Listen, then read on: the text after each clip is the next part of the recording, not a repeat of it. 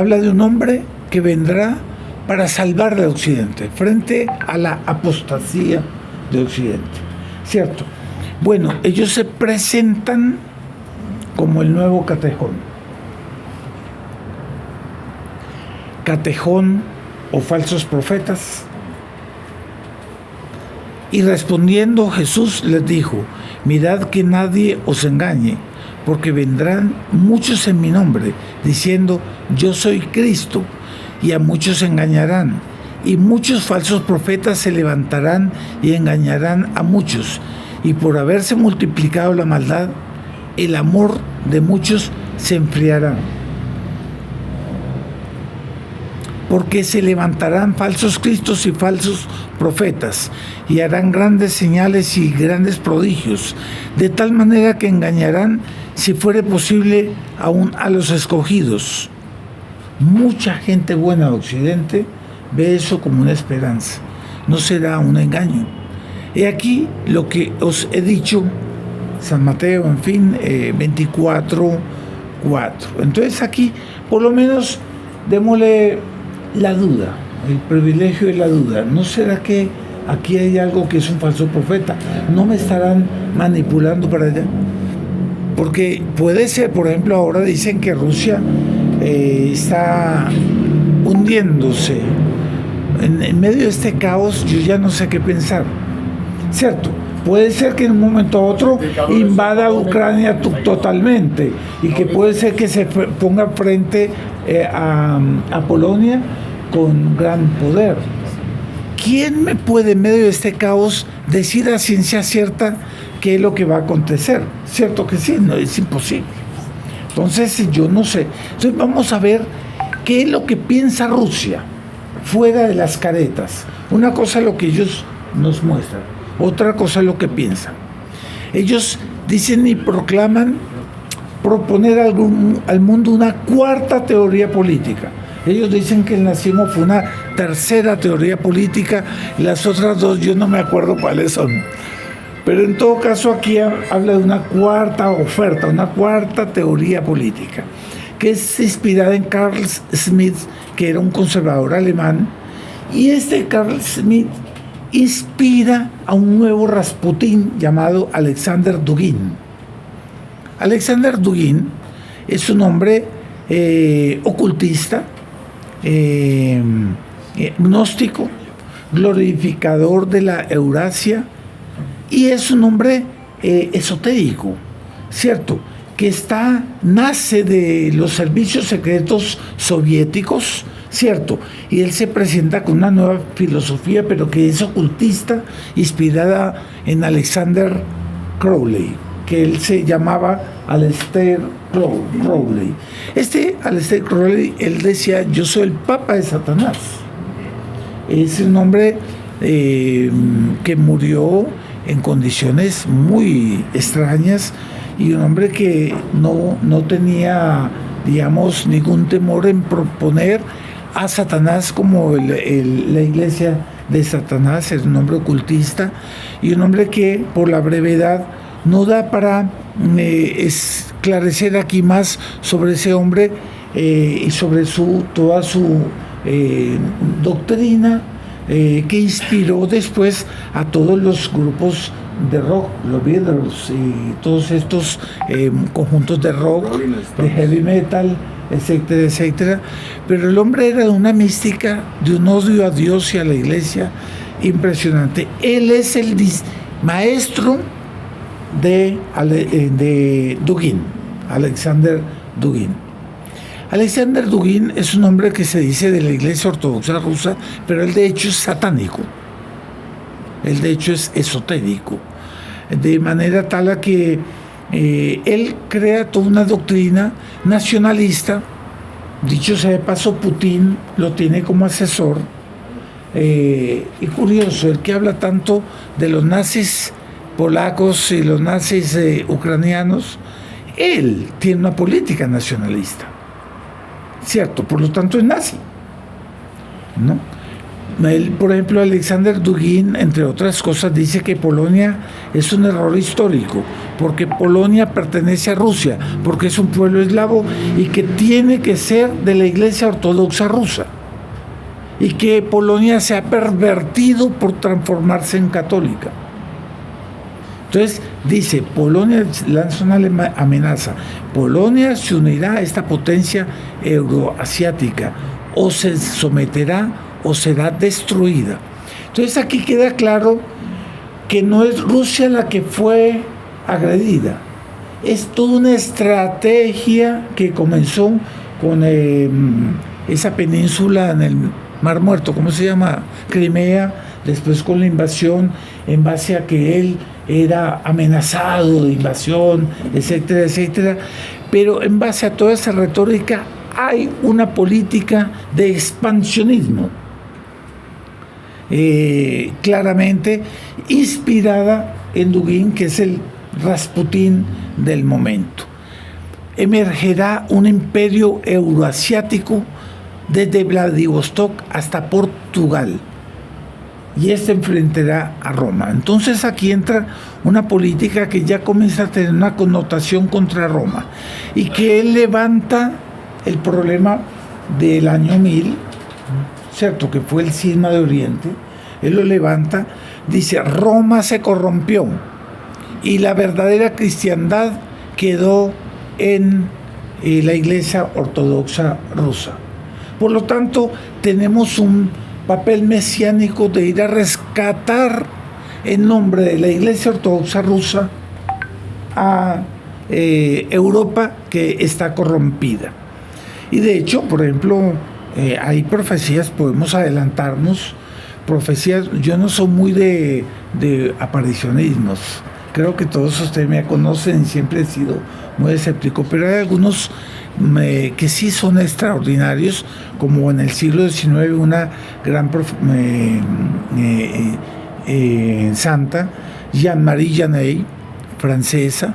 Ella decía, Rusia, en Francia se transformará en una nación musulmana y sin religión.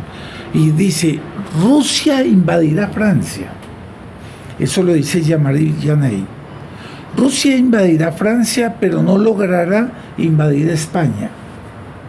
¿Cómo Jean-Marie Janet lo sabía? No sé, pero digamos esto, pongámoslo como un presupuesto nada más. Entonces aquí usted ve que la parte verde es la Rusia actual, pero la parte azul es lo que ellos quieren pasar a ser la influencia primera para ponerse al frente de Polonia.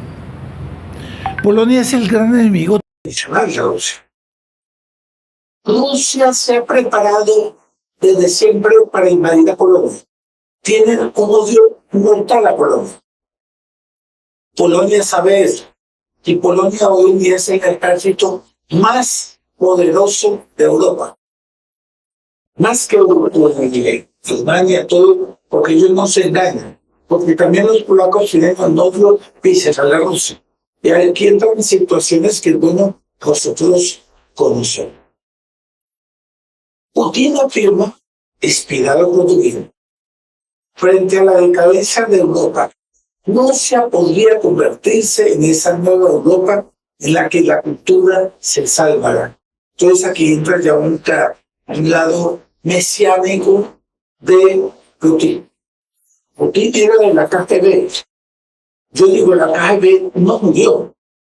Putin es de la KGB. Putin dirige la KGB. Es la KGB. Es la ahora FSB. Pero aquí entra una cuestión que se una cristiandad inversa, en que no es la Iglesia Ortodoxa que inspira a la nación rusa, sino que el Estado ruso doblega y pone a su servicio la Iglesia Ortodoxa rusa. Es una cosa muy similar que se da en ataques sistemáticos de las feministas en iglesias ortodoxas. Fueron un show para prestigiarlo como contrarreacción legítima. Entonces, lucha contra el feminismo. Pero si el único que está librando una guerra contra el terrorismo islámico, únanse a mí En realidad soy el único defensor de la cruz que no duda en alcanzar la espada en su defensa. Él parece ser un gran paladín contra el Islam. Sin embargo, él siempre promovió y protegió a los grupos islámicos y a la yihad islámica. Y de hecho, antes de que la yihad islámica ahora tomase Siria, él protegía a este presidente de Siria, nuestro Al-Assad, el hijo de Bashar al-Assad, exactamente, del movimiento Baas. exactamente, que él fue el gran promotor, Bashar al-Assad fue el gran promotor de una gran emigración de islámicos radicales a Europa, entre los cuales se metieron muchos rusos, espías, en nombre del Islam emigrado a Siria para infiltrarse como parte del Islam en la Europa.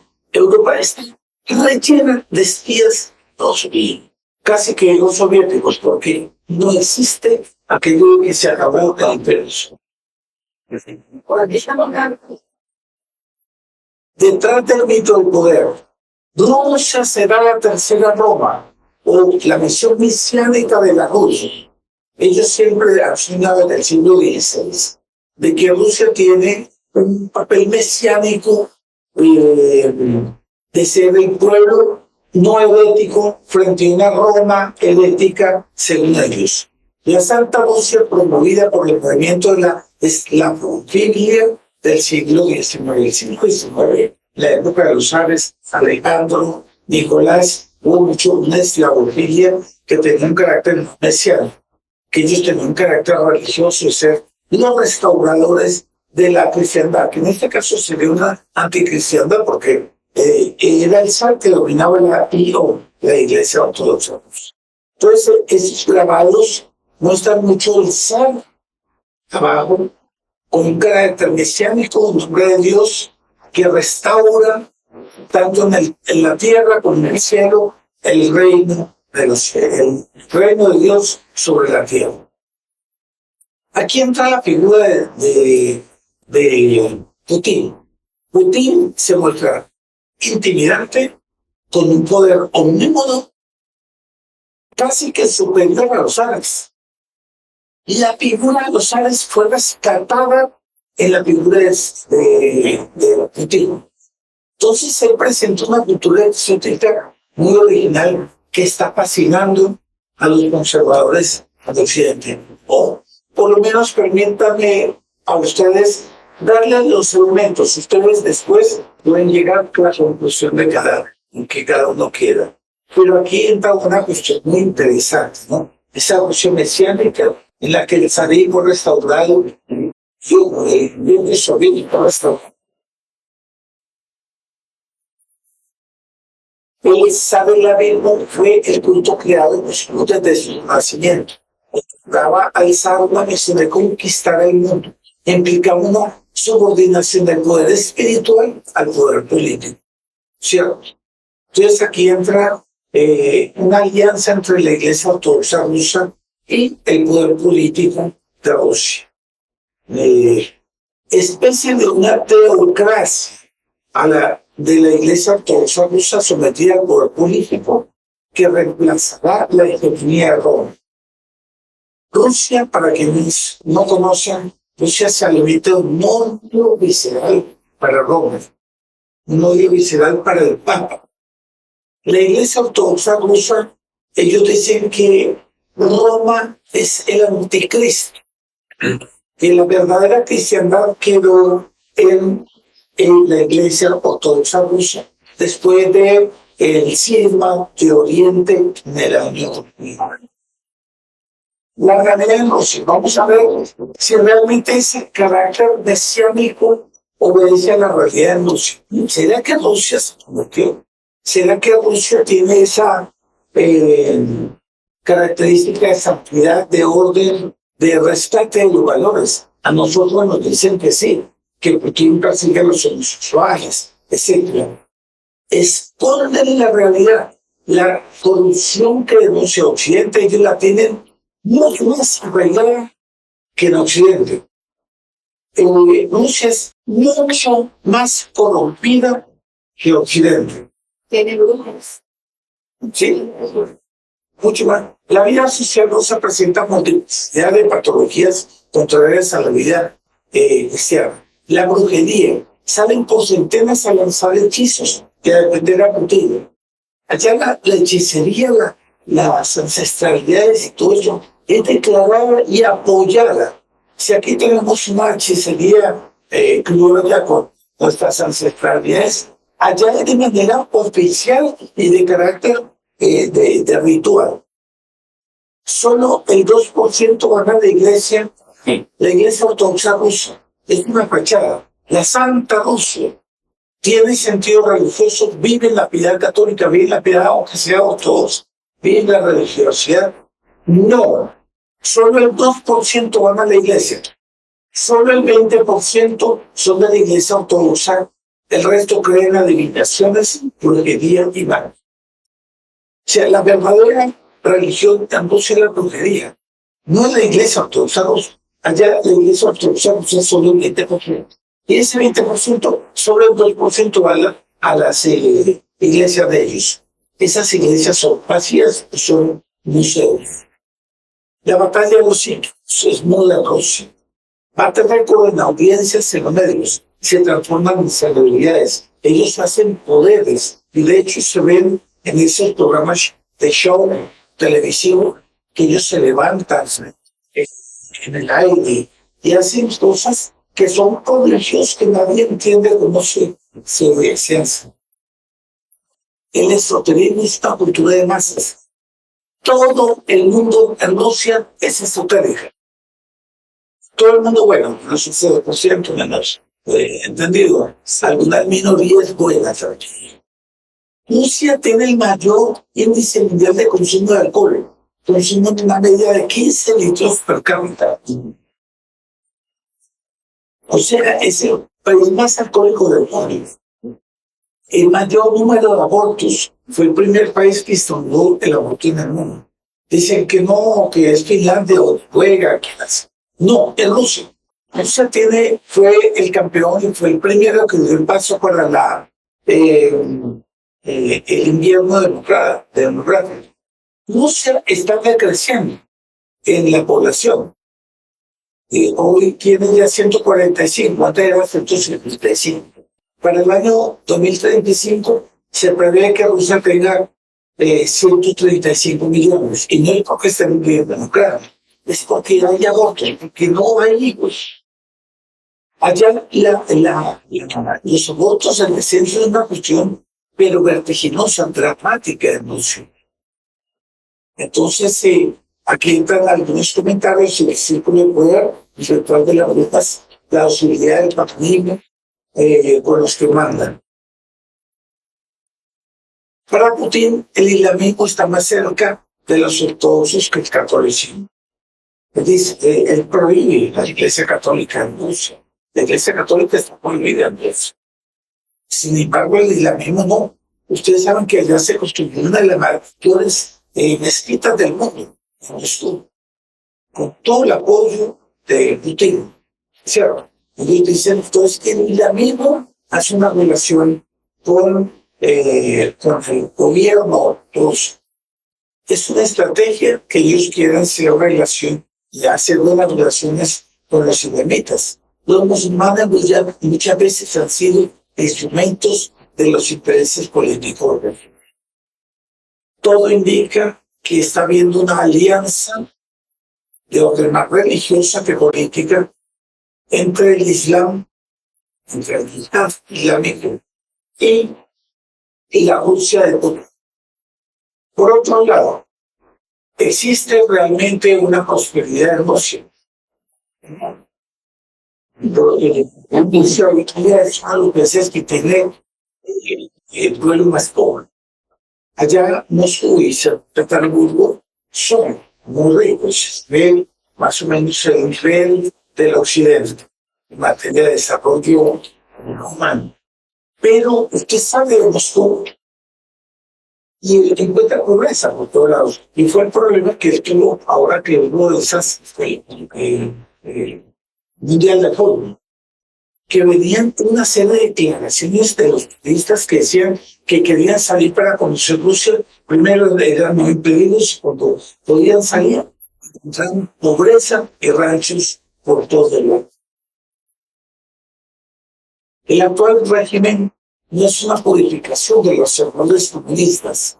Se construyó encima de las estructuras controladas por el servicio de la KGB. La Iglesia Ortodoxa Rusa sirvió y sirve para estabilizar el sistema de los errores estalinistas. ¿Qué sabe quién creó la teología de la liberación?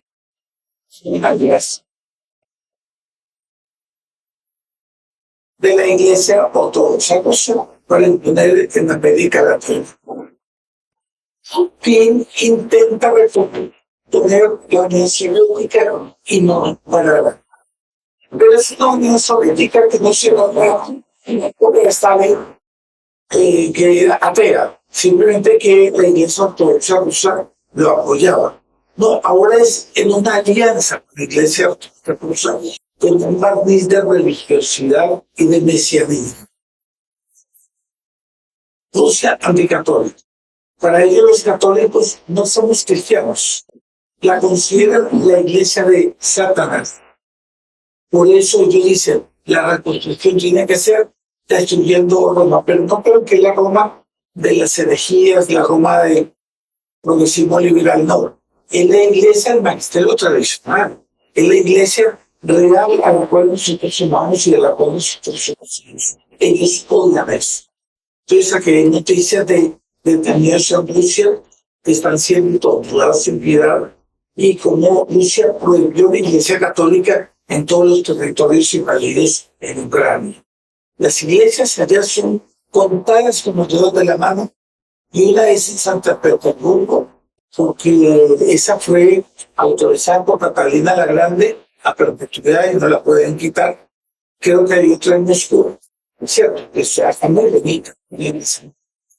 Pero normalmente están llenas de controles que le impiden a la iglesia hacer apertura. Vamos al otro lado. Entonces vemos el bloque ruso queriendo ser un modelo para invadir al occidente, ¿cierto? Por razones geopolíticas, pero por razones mesiánicas, pensando que Roma es el plan. Vamos a ver por el lado del oriente del Islam. Son países que cada vez más se tornan invertebrados, en que la estructura de naciones como nosotros la entendemos no existen. Primero porque son teocracias. Segundo porque se están desmoronando. Alguien puede decir que Afganistán es un país soberano con una estructura y una institucionalidad. Allá no existe institucionalidad ninguna. Existe la tiranía del Islam que es impuesto a la mala por el Papa, digamos, del momento.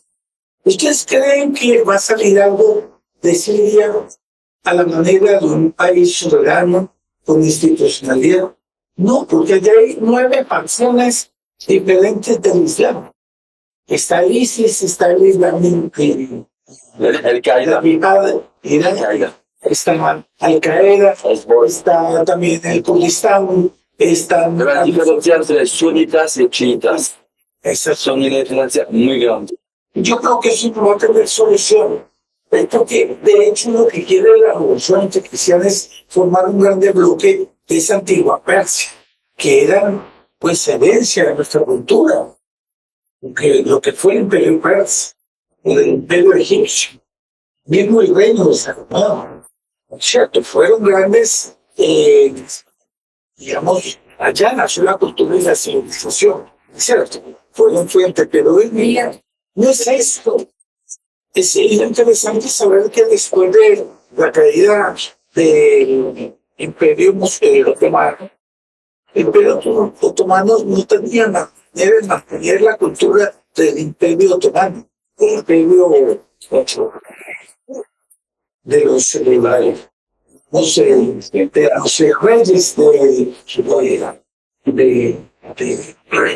de ese, ya se me olvidó, Sí, sus sultanes, exactamente. Califat, el Era gran califat. Turquía, el imperio turco. El gran califat. Exactamente. No, que después de la batalla de Lepanto y después de la invasión a Ucrania, ellos quedaron afectados en el punto central de su capacidad, de manera tal que Turquía al final se fue retrayendo. En el imperio, en la Primera Guerra Mundial, fue derrotado por la Alianza, ¿cierto? Y prácticamente todos íbamos a encontrar que había en esa antigua Persia, que había en esa Arabia, que había en Palestina, donde había grandes civilizaciones. Encontramos solamente tribus. Tan es así que es famoso ahorita a qué pasó ahí con no está. Vemos, por ejemplo, Lauren de Arabia. Ustedes han oído hablar de Laures. Laures era un hombre absolutamente desubicado, que era un oficial de era un teniente en Egipto. Era el que llevaba los tintos al comando del ejército, digamos, de los generales. Y no sabían cómo deshacerse de él. ¿Y qué hacemos con este hombre inoportuno? Y se lo mandaron a los árabes para liderar esos bárbaros. Tienes que avanzar hasta la bandera. Y está como no, estaba antes, busca la red de Arabia y se lo no cabe, ¿cierto? Es la red de Arabia llega a Arabia, ¿cierto? En medio de unas tribus pero enteramente bárbaras, y el rey Faisal era el rey de Arabia. Pero era un hombre que cuando venían los aviones turcos a bombardear la tribu de él salía a caballo a echarle bala a los aviones, ¿cierto? Y no sabía cómo defenderse y no tenía la menor estrategia. Él era simplemente más o menos como un cacique. No tenía ningún tipo de institucionalidad de ninguna manera. Ese fue después el rey de Arabia. Después de la convención de Versalles, él fue declarado, se le dio a él la soberanía. El derecho de ser rey de Arabia. Y Siria fue un protectorado francés y Palestina un protectorado inglés. Inglés. Claro, era un protectorado inglés. Entonces, por ejemplo, de al lado está un hombre que era uno de los grandes amigos de él. Porque era amigo, la cara de él es impresionante. Era un bárbaro, de verdad. ¿Sabes por qué eran amigos de la orden de Arabia? Cuando él detonaba los trenes de Turquía, la orden de Arabia dejaba que ellos probaran todo. Pero se llevaban el oro, se llevaban todo. Y, por ejemplo, pues, es una cosa muy buena. Si era la orden de Arabia, cogió esas tribus y se las llevó. ¿Sí? ¿Quieres hablar? Sí, que yo le hago comentarios a la compañera que no sé, primero vez ¿Quieres hablar más fuerte, por favor? que aquí acabo de ver en este momento, porque antes no lo había detallado, en esa imagen, en ese mapa, veo un dragón con la boca abierta. Ah, sí. Sí, claro. Ese era un pillo. Se unió con todos los saqueos Con la boca abierta. Exactamente. Pero Lawrence de Arabia logró el éxito de unir a todas las tribus árabes. Y él llegó a Damasco con todas esas tribus, se tomó a Damasco, que era una ciudad así muy importante, y allá no sabían cómo hacer. Los hospitales estaban llenos de enfermos y de heridos que se estaban muriendo. No había luz eléctrica y en Damasco se había acabado el acueducto, no llegaba el agua. Y era un caos. Entonces todas esas tribus que habían dominado Damasco comienzan a abandonar Damasco. Después de saquearla, Sí. ¿cierto? Y ellos entonces dejan a Inglaterra para que reconstruyeran Damasco. Esa era la Arabia y el Islam de esa época. Ellos no tenían fuerza ninguna. Entonces, ¿de dónde construyeron la fuerza? Fue la masonería que les dio eso. Primero fue 1948 la creación del Estado de Israel y el retorno de los judíos y la yihad y la guerra santa contra Occidente. Después la revolución iraní en 1979. Después la primavera árabe en 2011, que fue todo un show. Las guerras árabes israelíes y las guerras en Afganistán y en Irak. Y después la guerra de la Franja de Gaza y ahora la invasión de Siria y la caída de Bashar al-Assad. Ellos fueron tomando una fuerza que es más mítica que real. Ayudados sí por el petróleo, ¿cierto? Por el petróleo que salía de las piedras, por eso le decían pedra óleo, el aceite de las piedras, ¿no?